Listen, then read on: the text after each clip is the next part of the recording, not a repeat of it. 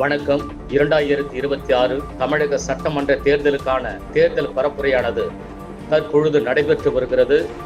இதன் ஒரு பகுதியாக தமிழக வெற்றி கழகத்தின் சார்பில் காஞ்சிபுரம் சட்டமன்ற தொகுதிக்கு வெற்றி வேட்பாளர் முத்தியால்பேட்டை ஆர்.வி. ரஞ்சித்குமார் அவர்கள் தாமல், மாந்தாங்கல், பொன்னியம்மன் பட்டறை, கிளார், வாலிச்செட்டி சத்திரம், திருப்புக்குடி உள்ளிட்ட 15க்கு மேற்பட்ட கிராம பகுதிகளில் கிராம மக்களை அவர் நேரடியாக சந்தித்து கையெழுத்து வழங்கி வாக்குகளை சேகரித்து வருகிறார்.